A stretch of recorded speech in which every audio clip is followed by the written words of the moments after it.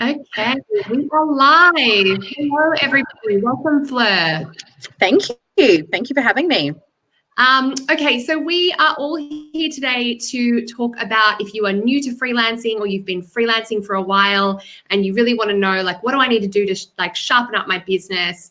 How can how do I get started? How do I get paid? All those burning questions we have. So many more people entering the space of freelancing consulting work at the moment, and so many Verve members also in that position. So we're so excited to welcome you, Fleur, CEO of Freelancing Gems. Thank you so much for being with us this afternoon and kind of sharing all your tips and your wisdom with us. Oh, my pleasure. I'm so excited to be here. Thanks for having me. Now, so Freelancing Gems is this amazingly new, even though seemingly like, where has this been? All of our lives. Where has it been? All of our lives. But this idea of how can I bring freelancers who are women and deserve to have awesome opportunities together with businesses that are, championing, supporting women's as an amazing job platform that positions itself in that space. You launched in your first weekend, you had over 1,000 signups, which is pretty incredible. And it all kind of came from this place of seeing that women were charging 38% less as consultants than their male counterparts.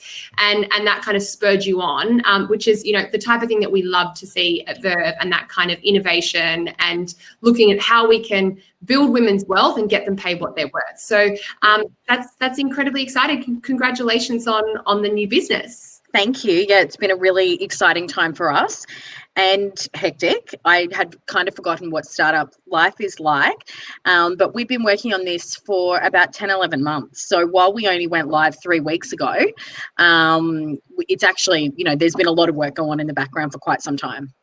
Amazing. Now, before we get started, I just want to acknowledge the Gadigai that I am on Gadigai Nation, and I want to acknowledge the people of the Eora Nation, the traditional custodians of the land, and pay my respects to elders past, present, and emerging. And I urge you to do the same, to take a moment to reflect wherever you are in Australia, to take a moment to reflect on that. And at Verve, we acknowledge that we are on stolen land. So I just want to make that acknowledgement before we kick off, because Fleur, I'm going to hand it over to you in a second. And I know you're going to take us through some really, really great foundational stuff for freelancers, with some lots of little handy tips. So if anybody we're going to have some time for questions towards the end. If anybody has any questions, pop them in. There's a little sidebar here. I might say a quick hello to get everyone talking, and we'll have a bit of a chance to chat at the end. But Fleur, over to you. Thank you so much. So guys, I'm going to share my screen with you now as well, so you can see my presentation. And as Alex said, I'll definitely answer all your questions at the end. Once I go now into presentation mode, I can't see you, Alex, so I'll just start presenting, and please interject if you, Alex, have any questions. So how to start your business and get paid what you're worth, right? Like that's getting paid what you're worth is just paramount to me as a woman.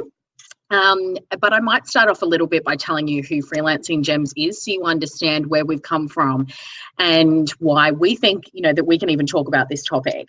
So Freelancing Gems is a new online jobs platform and community that champion the female freelancers, consultants, sole traders, side hustlers, small business owners. We provide a destination to feature who the freelancer is, put your name up in lights, you can put your profile up, and so that employers can find you and they can headhunt you, or they can also feature their jobs and you can apply for them. So this really came about. I had another business for 16 years. It was called The Red Republic. And it is a PR and design and digital agency. And we had offices across Brisbane, Sydney, the Gold Coast and Los Angeles. And having had that business for 16 years, I frequently would use expert talent or freelancers when we had an overflow of work. And it was always challenging to find an available freelancer in one spot. So we would look all over at different places. So I knew that it was hard from that perspective to find that talent. I sold Freelancing Gems to a I haven't sold Freelancing Gems. I sold the Red Republic to a multinational. And I was then doing some consulting for other CEOs. And during that period, people would ask me for talent and recommendations. And sometimes I had that talent, other times I didn't. So, you know, I too was hunting. And a lot of the brands I worked with were very female orientated brands. And I couldn't believe that I couldn't find a freelancer site for women. That sort of blew my mind. There actually are some overseas, but we couldn't find one in Australia. And as we know, before COVID, the gig economy, you know, there was a lot of chat around the growth of the gig economy, which is people that don't work in full-time positions. They have multiple clients, you might say. And, you know, that was already growing prior to COVID. So I really was quite stunned that there was no one place you could find these rare gems of talent across all industries. And this was how Freelancing Gems was born. I then read an article that said, on average, female freelancers charge 38% less than their male counterparts, which I personally found really alarming. When we talk about equal pay movement and getting paid what we're worth, that we as women could dictate what our rates were, and we were still on the back foot. So then COVID hit, right? Times have been tough. We're now in a recession. There are more people that are out of work than ever before. And we know that more women than men lost their jobs during COVID. So there are more people that are considering freelance work or work in the gig economy than ever before. Our goal is to be part of the solution that sees women get back to work sooner, and also to help them get paid what they're worth. So another thing for us is that we actually support women across all industries. And of course, there are other freelance sites out there, but we believe we are the only freelance site in Australia that specifically champions women. And we're also not niche to industry. So a lot of freelancer sites might be specific to creative industry or administration. We actually work across all industries. And really, that's because in so many different businesses, you know, I was personally being asked, Fleur, do you know a great HR consultant? Fleur, do you know a great public relations person? I do know that one. Fleur, do you have a great graphic designer? Do you have a great bookkeeper? And in any business, you know, you need people across all different, I guess, spans of industries. So for us, that is really something that we play to, is that we're not about a niche industry. We're helping women across all industries and helping women grow. So why do I think that I can talk on this topic? You know, I've had my own businesses for 2 decades now. I've had 2 businesses, the Red Republic, and I also had an online beauty company, which I also sold, which was called Lulu and Lipstick. I only had that for about 2.5 years. The highlight of that business was it was an online beauty company, and my makeup brushes were actually in Oscar's gift bags in 2016. So I also have worked with, since I sold Red, worked with other CEOs on growth strategies, preparing a business for sale, and mergers and acquisitions. And I've also been assisting some other CEOs with the sales of their businesses. So, you know, I guess I'm really good from that creative concept in the beginning through to growth, scale, and then exit. So that's who I am in a bit of a nutshell. I'm also a mum to a beautiful Josiah, and I have another baby on the way, and have a lovely husband. So that's me in a nutshell, ladies.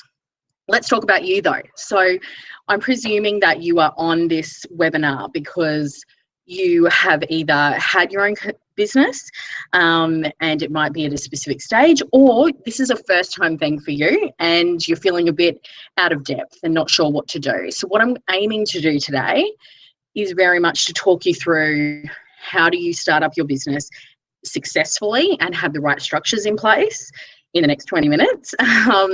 And also talking about that secret sauce to business development, because ultimately we're all in business to make money and we're all in business to grow our businesses. And business development for a lot of people is a bit of a dirty word, and I don't want to be cold calling people, and that is not what it's about. So we're going to talk about that too.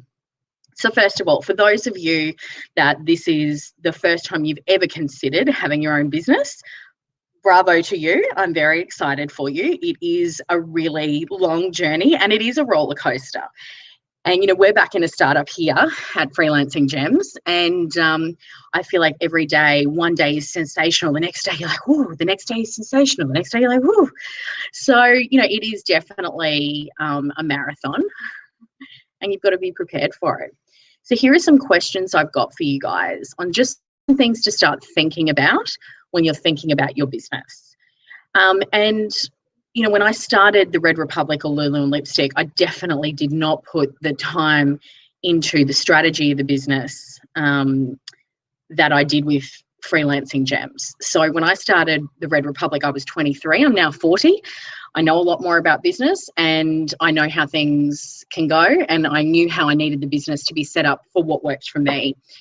So some questions I'm going to ask you is, what services or products will you offer? What is unique about your offering? That's a really hard one, especially if you are in a consulting type role. How do you stand out from your competitors? You know, presumably you're not the first to market, and that's okay. You know, you don't have to be first to market, but you do have to be the best at what you do. So really spend some time thinking about what is unique about your offering. Let's think about your customer as well. Who will want to purchase what you're selling? We don't have a business if no one is buying from us. So I'm always very specific with knowing who our customer is and what are their hot buttons. What have I got to do to get them to purchase from me? What's important to them?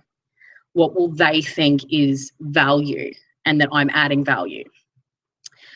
I think it is always important to know who your competitors are, just in terms of how you can do it better.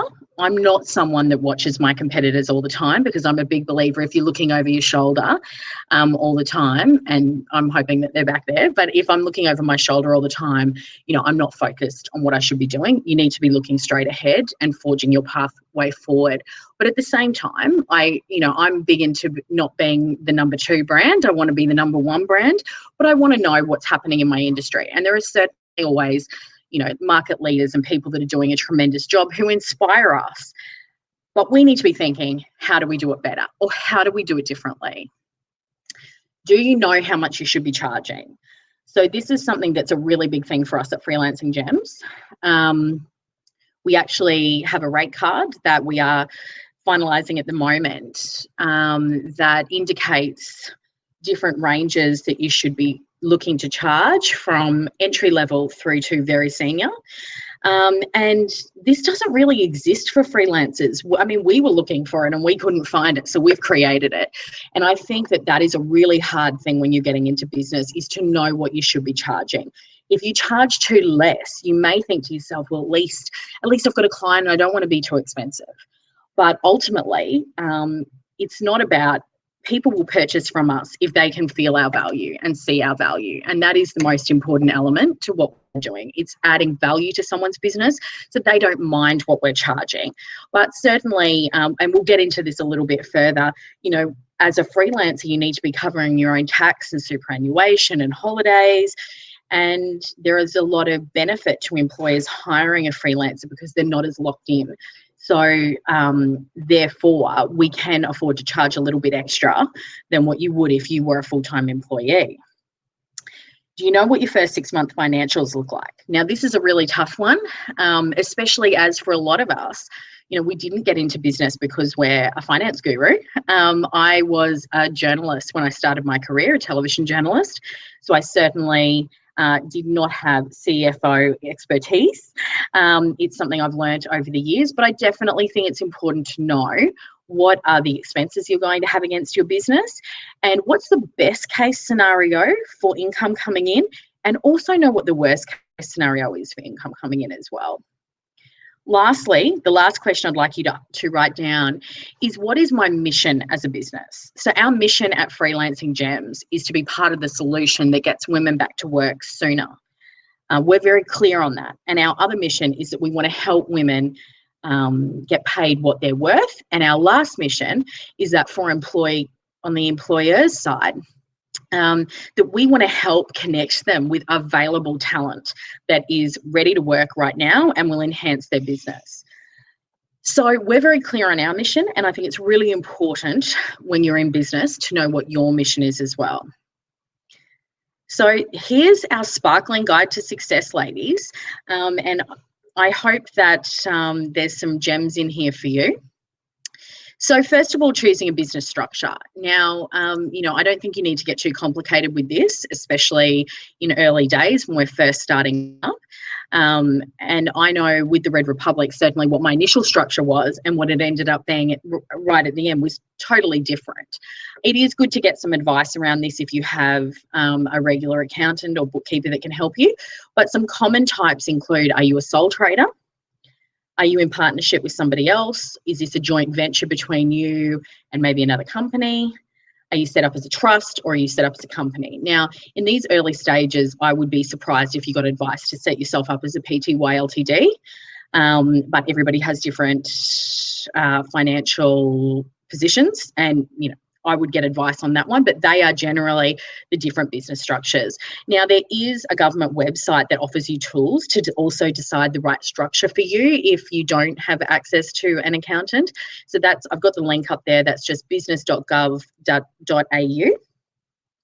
So setting up that structure is important. Now, again, most of us have gotten into our own businesses because we have a specific skill in an area. You might be sensational at HR. You could be an interior decorator or a real estate agent. And this side of things may be a bit foreign. So that's why being set up properly from the beginning is really important. Picking a name is also super important for your business. I've just got here, it's almost as hard as naming your firstborn baby, because being in business is, it's not for the short haul. We're in this for the long haul, and we're going to be saying this business name constantly. Other people are going to hopefully be saying our business name a lot as well, and we also want people to be able to find us. So I think when you think about your business name, what is your vision for your business, let's say in the next 5 to 10 years? And if you haven't thought about that before, that's okay. This is just some food for thought, because are you intending to grow your business to have a large corporation, or are you really intending for it just to be you and that you're going to be consulting long term? Now, some people like to put their name in their business name. So for instance, Fleur Madden Consulting. I personally don't do that because I'm into selling businesses and growing them to scale them. So therefore, I like to have a business name that I can develop the brand, but it isn't connected to me personally, so that I'm able to sell that in the future moving forward. There was some recent articles out that I've seen that have also said the current trend is to also include, I guess, what your service is in the business name. So such and such HR, or for us, freelancing is in our business name.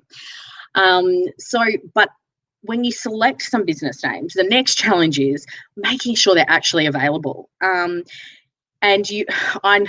know from past experience, I've had come up with brilliant names and they're already gone, and it may not be in my industry, but you don't want the confusion. You really want your name to be as unique as possible. I don't personally love made up names. If you have to keep telling someone how to pronounce it, too difficult. There is a government business name check tool as well that you can check out, which is free. And one of the biggest things that I can impart on you is then make sure that the website and all the social media handles are free as well. Because there's no point in having a business name if we can't actually then get it for the website. And these days, online, as we know, here we are in a webinar, is king. So registering your business name once you've got it for an ABN is essential. If you are working in Australia, you will need an Australian business number, and you can just Google that. Again, it's another government site. Then let's talk about contracts.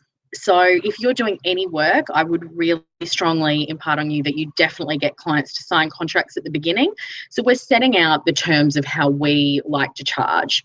Now, we do actually have a contract template on the Freelancing Gems website that if you sign up as a member, you get for free. But you can also purchase it I think our online shop goes live next week, and you can actually purchase it from the shop as well. So you don't need to recreate the wheel. But these are some things for you to think about that need to be included in your contract. So what activities are you undertaking? Put that in there, make it super clear. What is the time frame of the work that you're doing for your customer as well? Be really clear on what the fees and charges are and how often that is being billed. Is this being billed as a project? Is this a monthly reoccurring fee? Are you charging weekly? Put all of that in there. Also, I always put a provision in for additional fees that are outside the scope. Now, I'm a really big believer that we're in business to add value to people. So, if I go over by an hour, I probably am not going to charge people. That's just me. If I've gone over by 5 hours, I absolutely am. Now, a big, I think, hurdle for women is that we don't like to raise that flag that things might have gone out of scope and it might be a bit more expensive. But if you are in a consulting business especially, we sell time. That's what we sell. And so it's super important that you actually understand the value of your time and that you charge for your time. I always like to include a rollover clause in my contracts, which basically means that at the end of that time frame that we've agreed to, if you haven't told me that the contract is terminating, that the same terms will just roll over for the next period. Now, I have that in there so you're not constantly renegotiating as well. And then I also put in a termination clause. This is for me as the client and also, as the consultant, and also for the client's benefit as well. Like, not every relationship is, are you the right fit for? You're madly in love, and that's okay. So if it's not working for us, how do we get out of it? What is our notice period? Let's just make it really clear up front so that we can part ways in the best possible way. And ultimately, I'm a really big believer that there's two things we, can control. It's our first and last impressions. And you never want to leave an organization with them thinking, well, we'd never use her again. So there's some of the things that I love to have in my contracts. Now, accounting. I am not a CFO, my husband is, but after being a CEO for so long, I'm obviously really au fait with P&Ls, etc., and budgeting. And I think that this can be one of the biggest challenges for any of us in business, unless, of course, for some of the ladies that might be on the call who are bookkeepers or accountants. But being set up here from the start in the right way is really important. So it is one of our biggest challenges. I would recommend either Xero or MyOb accounting software. Both offer free trials. If you've always been an employee, tax time is definitely a shock. I feel like tax time is still a shock for me, even after years of paying a lot of tax to the tax department as a business owner. You guys, I'm pretty sure that if you don't need to pay GST until you earn over 75K, or your revenue is 75K. But I always like to have a separate account set aside for tax specifically. So make sure you're moving that money across so that when tax time comes, it's not a shock and you go, I don't have the money. Also, get advice from your bookkeeper accountant on what records you need to keep for this financial year. You don't want to get to the end and be like, oh, well, I didn't keep any of those. So for a lot of us right now, we're working from a home office. So you can claim some of your home office expenses, car expenses, those sorts of things. We do have a list at Freelancing Gems that I can provide as well of some of the things that you might want to contemplate. Definitely set up separate bank accounts from your personal for your business. This is just really imperative. And then also looking at insurances. So professional indemnity insurance is really important in any sort of consulting role. If you have a product-based business, there are other sorts of insurances you might need, like if you've got warehousing or carrying stock, etc. But if you're just starting out, that professional indemnity insurance is really important, but you don't need to spend a lot of money on some of the other ones straight away. But if your business is growing, it's good to definitely know what you may need at that time. And if you have any employees as well, like workers' compensation, that sort of thing. This stat just alarms me. I've spoken about it twice tonight, obviously. We charge 38% less. Like, it's just so hard to get my head around that. I guess if I only impart one thing on you guys tonight, it's to please, really look into what other people in your industry are charging, know your worth, know the value that you bring to the table, and don't be afraid to charge for it. So let's talk about charging. How do you charge? Do you offer an hourly rate? Is it a day rate? Or do you prefer retainers or project fees? I think working out your preferred method is really important, but I think it's also equally important to have flexibility and give yourself some options. I think for working with a range of different clients or employers, that flexibility is key. I personally like paying our freelancers a day rate. That's just me. I like to get somebody in and immersed in my business for a day or a few days. We recently hired a freelance graphic designer at Freelancing Gems from the Gem directory, and we were inundated with amazing portfolios. But I'm looking for a day rate. I don't want to be paying project fees. We really want someone to feel immersed in the business and to understand our business at least a few days a week. So that's how I prefer to employ my freelancers. But certainly I know other people love project fees. So just knowing different pricing structures for yourself that you're comfortable to work in so that you can offer that flexibility. Take into consideration, ladies, you may need to pay your own tax, you will, as well as superannuation, which is normally 9.5%. But I won't talk about super. That's not my gig. That's Verve Super's gig, and they will be able to give you far better advice on super than I can. And I'm so in love with everything about Verve Super that I'm moving my super across. So let's talk about marketing your business like a champion. So this is a bit of the secret sauce we were talking about, and I know a little bit about marketing businesses.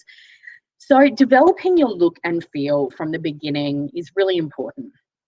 Yes, I mean a logo, but I also mean your brand colours, the mission of your business, the tone of voice you use when you're talking on your website, through to your proposals, through to your social media. All of those need to be really consistent. They all need to be on brand. Now, I probably lead my businesses around brand because I've sold businesses based on the fact that people want to buy from my business, work for my business, and ultimately buy my whole business at the end. So I'm a really big believer that brand is an asset. And I think it doesn't matter what size your business is, you need to start off as you mean to finish. So really looking at who your brand is and what is the brand values that you want people to feel about your business. I also think start social media. Guys, it's free, obviously. It is pay to play with advertising, but you can certainly, it's an extremely powerful tool that we have access to. It allows you to share your news, your business wins, showcase your best work, provide a glimpse into the culture of your business, the funny and the challenging moments. I'm probably not one to share as many of the challenging moments in that way, but a lot of brands do, and consumers seem to love it. And I think it's a great channel to also be showing your business story and your personality. So that's one way we can be marketing our business. Now, don't underestimate. I can't tell you how many times people would walk into my boardroom and say, Fleur, we checked out the social media for the business. Like, people are watching, even if they're not clicking and liking, etc. They are definitely watching. Publicity. I'm obviously a really big believer in publicity, and you may have seen some of our press recently. We've been really well supported by media outlets that are also champions of women at work. So, and it is a hard thing to, I guess, secure if you aren't a publicist. So these are some questions to start asking yourself. Again, I do have a how to achieve publicity tool on Freelancing Gems, and we are also going to have a educational piece on that in October too. But these are just some questions in the meantime to think about. So first of all, what makes your business newsworthy? Now, ultimately, the fact that you have a business is not newsworthy, right? There are things that happen within the business that make it newsworthy. What problem does your business solve? So for us, our business, the problem that we're solving is that we are helping women get back to work. Like that's a pretty big problem. And I'm not sure we'll be able to solve all of it, but it's our mission to be part of that solution. I also think about who your ultimate customer is and the hot buttons to make them act. And then we create news around that. So again, coming back to who our customer is, what are they reading? What are they watching? What are they listening to? Maybe publicity might be better for you in digital. Maybe it might be mags. Poor mags, they're not doing that well at the moment, but I still love a magazine. You know, is it TV? So there's so many different avenues where our business can feature. And I think just knowing where your customers are and what they're listening to, what they're consuming, will also dictate for you where you need to be. So what's timely as well about your story in your business? So what I mean by that is, if you're trying to send out tax tips, for instance, clearly the peak time would be end of financial year. That is your time to shine if you were an accountant or a bookkeeper. If you are a business that is predominantly focused on women, for instance, International Women's Day is also your time to shine.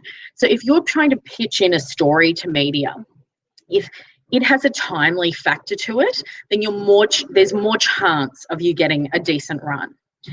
Now, what I'm also going to say, just to write down, is write down 1, 2, 3, and this week, write down the name of 3 journalists or media outlets that write about stories that your customers would be reading, and start following their work more closely. Reach out to them on LinkedIn.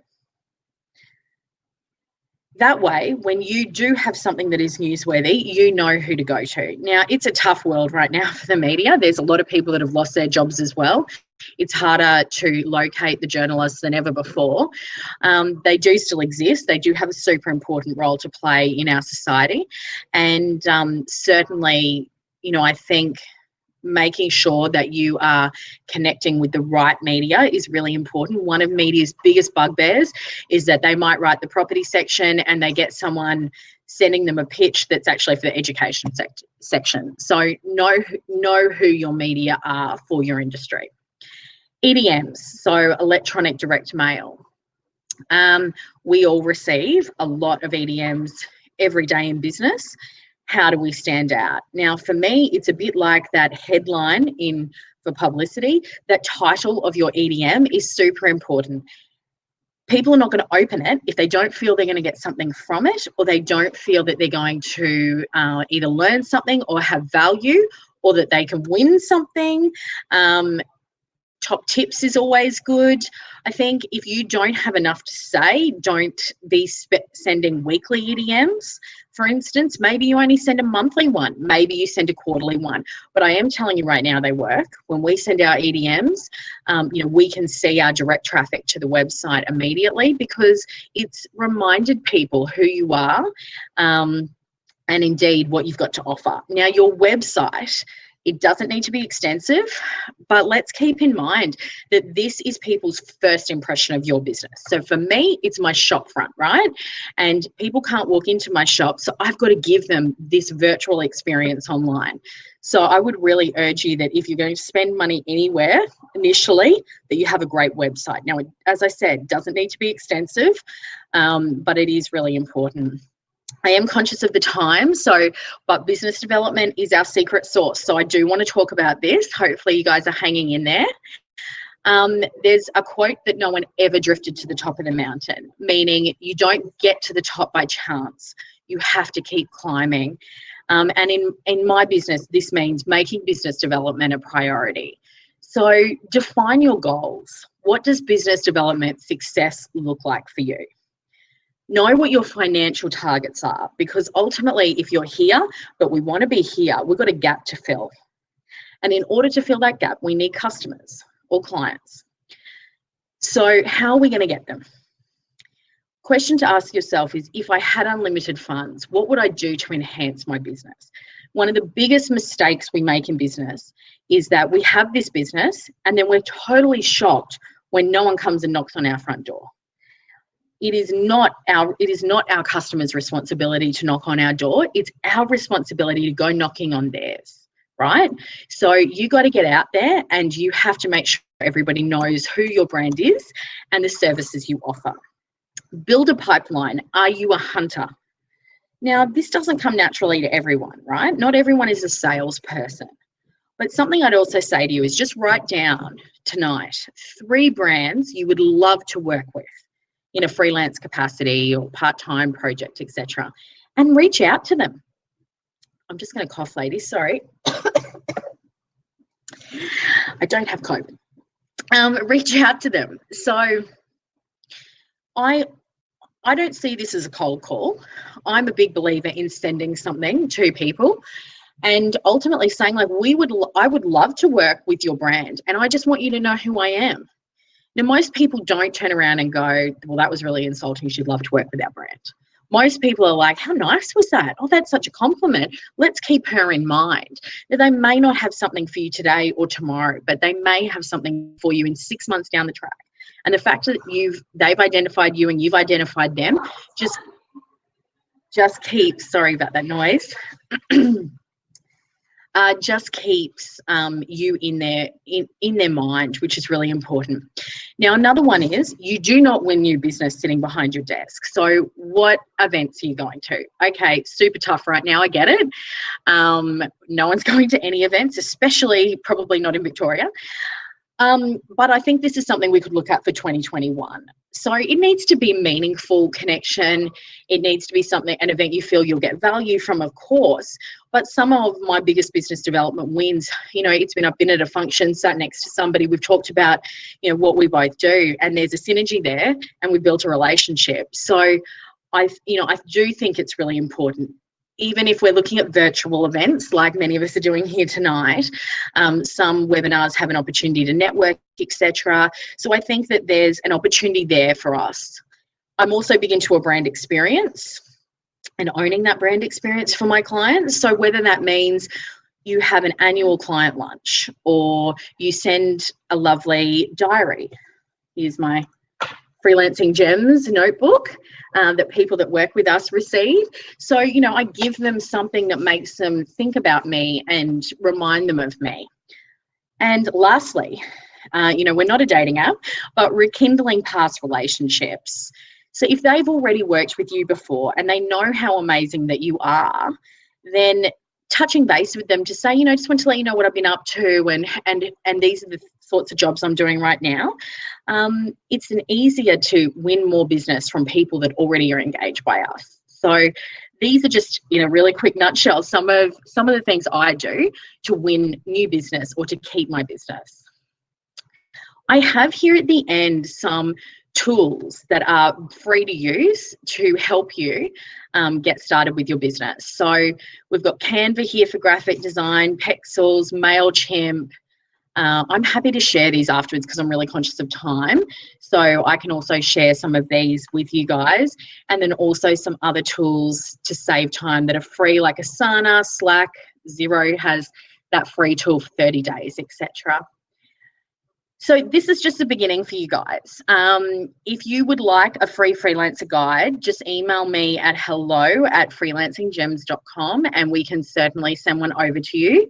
And I've also got a code here if you did want to join Freelancing Gems to get 50% off your first month, and that code is Get It Girl. So that's me. I'm going to jump out of my sharing of presentation in case anyone's got any questions. I think I'm out. Okay. Well, that was amazing. Thank you. It was like rapid fire. Sorry. Everything, no, in the best way. Everything you kind of need to know to start your business, really, and whether that's just you personally or a new idea, like all those foundational kind of ideas and tools were there. We've got a couple of questions. So today I went out on the Verve Instagram and got a couple of really great questions back. And if you do have questions, if you're in, pop them in the chat and we'll get to them. Firstly, I had a question. Yes. I'm prioritizing my question. But I really think it's really interesting what you said about how to like you're charging within scope. So, is what I'm doing within scope? If not, I need to charge more. How do you balance that with I'm trying to build a new relationship here, which may mean I need to kind of go above and beyond. Also making sure that I set those really clear boundaries? Like, what balance there? Well, look, I think it's really important that you definitely, I'm not saying that if you're a minute over time, you need to go, hey, that's not adding value to any customer, and it's not a relationship people wish to be in long term. I think it's important that if you are consistently going over because of their expectations of what you need to do, that you do say, listen, I want to let you know last month, like I actually had to do an additional 10 hours work or 15 hours work because what we did went over scope. Moving forward, if that happens, I'm just going to let you know, and you can sort of let me know if you'd like me to stop that work or charge additional for it. Yeah. There's nothing wrong with that, having that conversation. We don't go into restaurants and say, listen, I'm going to have that pasta, but I'm only going to pay for half of it. You know, but in consulting, it just seems to be something that's expected, and women have trouble telling, you know, people when they're getting to that point. In saying that too, I also think it's a fine line. If, you know, you can't be just working for free. None of us should be or do that. But at the end of the day as well, I think it's a balance with wanting to, people are expecting you to go above and beyond, but knowing what that boundary is for you. Yeah. And I mean, to add to that, I mean, like, there's also an expectation. Women perform so much free labor already in our economy, that often that expectation may not even be that we struggle to ask for more, but that we're just expected to give freely of our time and our effort and our work. And unfortunately, those structures exist in the home and the workplace. So, really kind of acknowledging that. Another question, which was do I need a website before I start? Now, you kind of touched on this and how, it's all about your digital shop front. What if I've already kind of got clients? Do I need it? Day one? Look, I think people automatically go and search on the web when they meet you. But if you don't have one and you already have clients, maybe having making sure your social is really well set up, so that they can see the sorts of work you're doing, and also can connect with you easily. I think that, you can get away with that, certainly in a freelance capacity. And I don't think as freelancers we need to have big, extensive websites. It could just be a 2 or 3 pager. It might be who you are, your portfolio, and where they can contact you. And there are a lot of sort of website templates these days that you can also use that are very easy to navigate, etc. Do you have a favorite out of the tools out there? For websites? Yeah, that you're... Well, look, I have to admit that I would not build my own website because that's not my forte. And the Freelancing Gems website was built by a team of developers over many months. So no, I probably couldn't recommend that, but I do know that people use Squarespace and Wix a lot. Yeah. Yeah, I've built on both of those and found it quite good. So can recommend. And okay, so another question that we had was, so how do I get around not having the support that I used to have in my office job? Kind of that you've obviously gone from, a team that are all being employed and paid to be there, and now you're by yourself potentially. Yeah, it's really hard. And look, when we started Freelancing Gems, I'm used to having a team of 30, 40 people working around me, and there was 4 of us. So you're definitely going to have to be more on the tools than ever before. There are lots of phenomenal virtual assistants out there. We have a few on Freelancing Gems. So I also think that is something to look at. To make sure that you've got some business support, or maybe there's also some great virtual bookkeepers, so to help you with the administrative side of your business as well, so that you can just focus on your services. But if you're doing that, you also need to make sure you're making enough money to cover that. The other thing you could do too is banding together with a few freelancers to be able to offer a bigger service. Okay, yeah, that's great. We've got a question from Lucy K in the chat. She said, if you run a charity or not-for-profit, it's worth noting that you can get discounts or free subscriptions on a lot of the online tools. Okay, good note. Okay, another quick question is, so since COVID, my leads have dried up. I need fresh tools, but I don't know where to start. Well, as I said earlier, in regards to identifying brands you want to work with, we don't know the position that everybody is in right now, and knocking on a few doors. People are not as inclined to be putting on full-time staff, but certainly they might be looking at some project work or freelance work, and you're just knocking on their door at the right time. So I think don't be afraid to, wave the flag out there. I think that's, in my experience with business development, that's always good. And also connecting with some of your clients that you have had in the past. A few months have passed by now, and the shock of COVID has subsided a little bit. And a lot of businesses want to get back to work, and there's some bits and pieces they do need to move ahead with. And so I think touching base again and just reminding them that you're there, and that you can provide different services for them, maybe also having different pricing structures just to get your foot back in the door. Yeah, also important. Yeah, great. Another question is, what do you think about getting started on something like Upwork as a means of getting clients quick?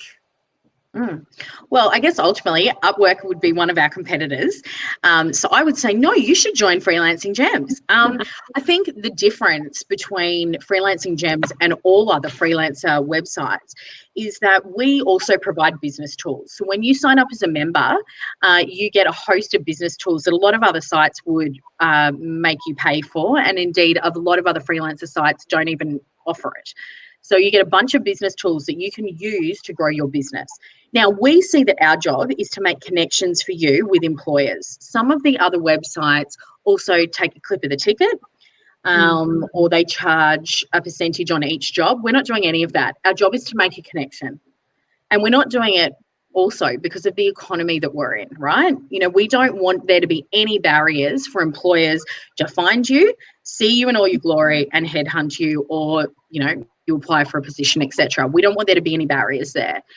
The other thing is we also have a few different internal programs so that we're really helping our members grow in their business while they're waiting for the next position.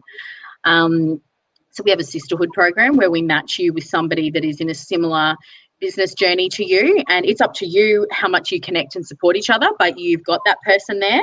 We also have a monthly entrepreneur in residence, so that you can learn from some amazing business women that have done tremendous things. And this month we actually have Chelsea Bonner, who owns Bell Model Management, which is Australia's leading plus size and curvy modelling agency. And Chelsea is such a champion for body diversity. So if we're talking about diversity in general, we couldn't have anyone more amazing as our first entrepreneur in residence. So we also have webinars and learning opportunities with experts every month, like I'm here for you. And so I think, we're offering more of a business, I guess, assisting, all of our members to grow their businesses as opposed to just being a freelancer site, which is what a lot of the ones that are existing are about. Yeah. Okay. So really, ultimately you need community when you're kind of going out on your own, and Freelancing Gems kind of offers that as well as community and opportunity. For sure. And I think, one of the things that we know about women in business is that we do feel isolated, and that we don't feel we have someone to lean on. And that's what we're trying to strip all of that back. So they do have people to lean on. And yes, it's about getting work, 100%. That's what we're here for. But while we're getting that work, let's also grow and develop. Yeah. Absolutely. Quick question that we had. Oh, are you there? Yeah. Oh. Okay, perfect. Just had a little internet moment. Another question that we have, which I think is, how much of my time do I give away for free? Which I think means a lot of the time there's, 15-minute free call, or, first 40-minute session free, or, even all the scoping of the work. How much time we give away for free? Look, I think meeting with a client you shouldn't be paying, really. We're here to also, it's an opportunity for us to get our foot in the door. And I think putting together a proposal as well as an expectation. They can't employ us if we haven't put together a proposal. If the proposal is going to take 5 days, then, that's a different story. But if we're just quoting on a job, I certainly think, I know in the advertising world, there's a lot of talk around pay for proposals and that sort of thing. And I think if it's a major tender, you might be getting paid to do that tender. But if we're just looking for, if we're looking for new clients, I also don't think we should be charging unless they are asking for something that is above and beyond what we would be prepared to offer. Yeah. Yeah. Okay. And then what about those, like if I'm doing like a free, if I'm a bookkeeper, for example, and somebody wants to kind of have a chat and how much time should I be giving as my, free half hour or free, is there a limit? I notice a lot these days, people are quite often, I get sent it a lot too, like, hey, yeah, I'd love to connect. Here's my, availability with Calendary or whatever it's called. Book in a 20-minute session with me. So, people seem to be getting stuff done quick, and that's cool. So I think there's nothing wrong with saying, book in a session with me, and that first appointment is free. I think, I don't have a problem with that. I mean, if I wanted to connect with somebody a second time and they were kind of like, oh, I'm going to start charging you, I don't know, I might be a bit like, hey, I haven't decided if we're the right fit. Like, you've got to remember, business development is also about creating magic and a relationship between the two of you, or however many of you. So, it's not just a transaction, and relationships sometimes don't take 15 to 20 minutes. So I think, you need to be smart with that, but at the same time also recognize, in my businesses, I also have a line. If I was tracking time, I'd also have a line in there for how much time I spend on business development and dedicate a percentage of your time to it. Yeah. And then factor that in when you're kind of putting together your remuneration structure as well. Yeah, absolutely. I think also the other thing that, I found even for us working at Verve with freelancers, some of the best freelancers come to us with really clear expectations, and they really they say this is stage 1, stage 2, stage 3, and really kind of lay it out. And with that, when people have those clear expectations, it really helps to keep everyone on the same page. So, I think, that's something that then you as the client, the way to engage in the position that you're in through each of the phases of the engagement. So I think that that's really useful. Yeah, I definitely agree. The only thing I'd say to that is, we recently were working with a freelancer who was so rigid that we actually became like, well, listen, you need a bit of flexibility here because this is not how we want to work. And ultimately, that didn't work for her and it didn't work for us. So I think, being really clear with your parameters is fabulous, but also clients do expect a bit of flexibility, I guess, because you're going into their business to work. So you also do need to be adaptable. Yeah. Maybe kind of start with a good structure and then loosen it up as kind of required. Absolutely, yeah. Yeah. Look, it's been really, really fantastic to kind of get these insights from you, Fleur. Your experience is, across many industries, building lots of businesses, and obviously now championing the women that are out there who are looking for work and looking to kind of create their own businesses. So that is something we really, really want to get behind here at Verve. I want to just make a quick comment. I've put a couple of links in the chat just for tips for people who are self-employed women. And they're super. So we know this is a big area and can be a big issue for women who are freelancing in particular, because it just tends to kind of fall off the wayside. I know you talked about how important it is to charge, looking at tax, looking at annual leave, carers leave, superannuation. So those really need to factor in. But of course, it can take some time until you're in that position. So setting, we often say, like, if you're starting out as a freelancer, setting a date in mind when you want to be paying yourself and you want to be paying yourself super. Because without that, it often falls off the list. So that's my kind of number one tip and takeaway is get really clear and be really accountable to yourself about when that's going to happen.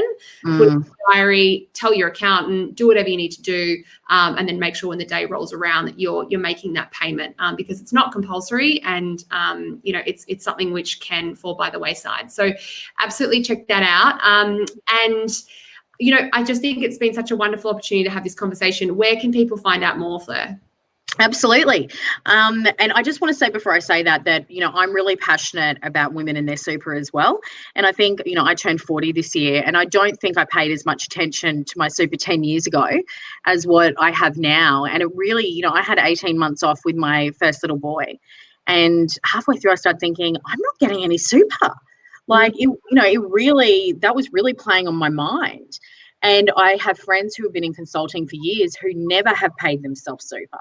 So as women, like, it's just so important that we have, you know, this nest egg at the end. So I just love what you guys do. But anyway, where can you find us? www.freelancinggems.com. We're Freelancing Gems on all social, and we love our social, so you can find us there. And yeah, as I said, if anybody would like the free freelancer guide, just email me at hello@freelancinggems.com. Perfect. Well, thank you so much. No, thanks for having me. We look forward to kind of keeping the conversation going Yeah. with Freelancing Gems and really seeing your work flourish. And it's just been a pleasure, Fleur. Thank you so much. Thanks so much, ladies, and thanks for joining us tonight as well. Thanks. Bye. Okay, bye.